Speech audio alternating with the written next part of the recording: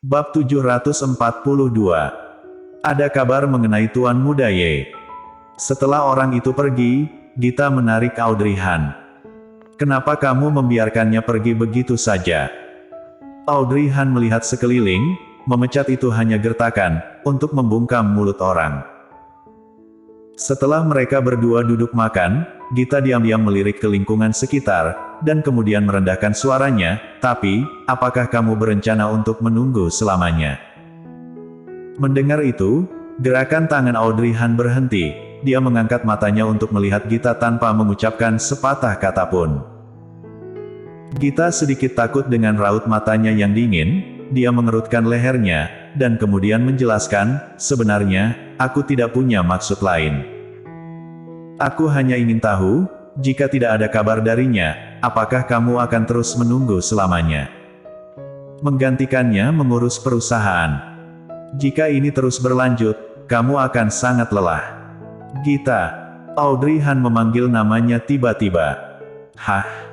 Untuk pertama kalinya, Audrey Han menyaksikan Gita berbicara secara mendetail. Aku tidak akan menunggu selamanya, dia pasti akan kembali. Raut matanya tegas, Gita tidak bisa berkata apa-apa lagi, hanya mengangguk, lalu makan. Sebenarnya, waktu tunggu bulan ini, tidak hanya Gita, banyak orang berpikir bahwa Golden Ye pasti mengalami kecelakaan di pesawat itu dan tidak mungkin untuk kembali. Tetapi hanya Audrey Han dan Glenn yang selalu percaya bahwa Golden Ye akan kembali. Dia hanya hilang sementara. Sayangnya, Gita melirik sedih ke arah Audrey Han yang kuyu di depannya. Berapa banyak tekad yang diperlukan untuk memiliki kepercayaan yang gigih. Tiba-tiba, Gita merasa bahwa meskipun dia tidak bisa mendapatkan Audrey Han, tapi itu adalah hal yang membahagiakan hanya dengan melihatnya sehat setiap hari. Tidak seperti Audrey, yang mencintai tapi tidak bisa bersama. Jika Golden Ye benar-benar mengalami kecelakaan, mereka ibarat yin dan yang. Namun Gita tidak berani mengucapkan kata-kata tersebut di depan Audrey Han. Setelah makan malam, semua orang kembali ke pekerjaan mereka.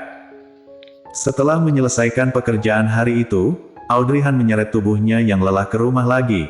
Tepat sebelum dia akan berbaring, dia menerima telepon dari Siska Su. Sekretaris Su. Audrey Han sedikit bingung. Kali ini sedang jam pulang kerja, ada apa mencarinya? Nona Audrey, aku punya berita, aku ingin memberitahumu. Nada suaranya terdengar serius.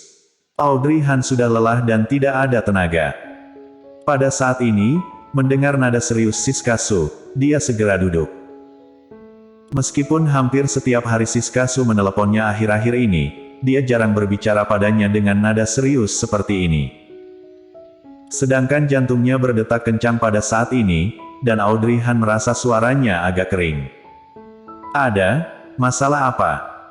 Siska Su tersenyum kecil di sini, suaranya penuh ucapan selamat, Nona Audrey, kami mungkin telah menemukan Tuan Muda Ye.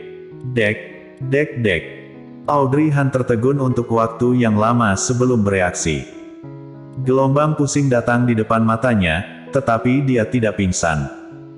Situasi ini mungkin terlalu mengejutkan, dia menggigit bibir bawahnya dan meremas telepon dengan erat. Apakah yang kamu katakan itu benar? Ketika kata-kata itu jatuh, dia langsung berdiri, benar-benar menemukannya. Di mana kamu menemukannya? Bagaimana keadaannya? Nona Audrey, jangan khawatir, kami punya berita, dan tingkat akurasinya 80%. Tapi, kami tidak yakin tentang beberapa hal, jadi kami harus meminta Nona Audrey untuk datang secara langsung. Beberapa hal tidak pasti. Hal apa?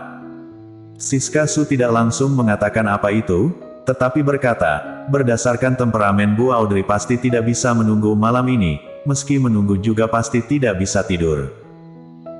Jadi, aku sudah membeli tiket pesawat malam ini, Paman Nan sudah dalam perjalanan menjemputmu. Paman Nan. Dia sudah datang.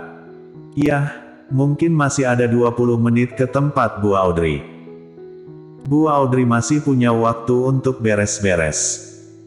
Ngomong-ngomong, Bu Audrey tidak perlu khawatir tentang Glenn, selanjutnya akan ada yang menjaganya. Dengan adanya Andri Han dan Gita di sini, Audrey Han tentu saja tidak mengkhawatirkan Glenn, dia mengangguk dan berkata oke. Kalau begitu Nona Audrey, pergi dan kemasi barang-barangmu, aku tutup teleponnya dulu. Setelah menutup telepon, Audrey Han meletakkan telepon dan bangkit untuk mengemasi barang-barangnya. Ketika dia membuka lemari dan mengeluarkan kopernya, tangan Audrey Han bergetar, dan kopernya jatuh seperti ini. Dia tertegun selama beberapa detik, lalu dengan cepat maju untuk menyelesaikannya. Meskipun masih ada 20 menit, Audrey Han hanya butuh beberapa menit untuk menyelesaikan semuanya. Dia mengambil paspornya dan keluar untuk menunggu. Paman Nan belum tiba di Great Lake Villa. Audrey Han entah sudah berapa lama menunggu, akhirnya dia melihat mobil Paman Nan. Paman Nan.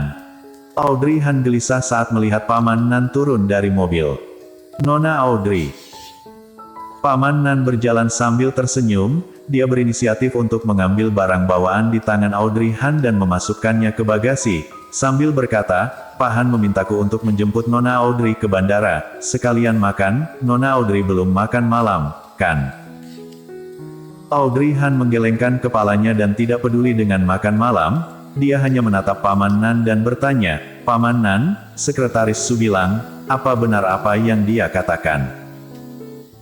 Sampai sekarang, detak jantungnya belum sepenuhnya tenang, kepalanya meledak seperti kembang api, kenangan yang tak terhitung jumlahnya muncul, dan janji yang dia miliki di telinganya, seolah-olah bermunculan. Setelah Paman Nan meletakkan kopernya, dia mendongak dan menemukan bahwa Audrey Han menatapnya dengan mata memerah. Hatinya melunak sesaat, dia berkata dengan ramah, Nona Audrey, kalau bukan karena kemungkinan besar, Sekretaris Su dan Tuan Han tidak akan membelikanmu tiket pesawat, ini adalah hal yang baik, jangan sedih, Nona Audrey, cepat masuk ke mobil. Audrey Han tercengang dan bereaksi tiba-tiba. Ya, ini adalah hal yang baik.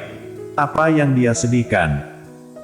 Memikirkan hal ini, Audrey Han tiba-tiba menelan air mata di matanya, membiarkan dirinya tersenyum, dan berkata pelan, Paman Nan benar, jika aku tidak yakin, kakakku dan Sekretaris Su tidak akan memberitahuku tentang hal ini. Kalau begitu, bisakah kita pergi ke bandara sekarang? Oke.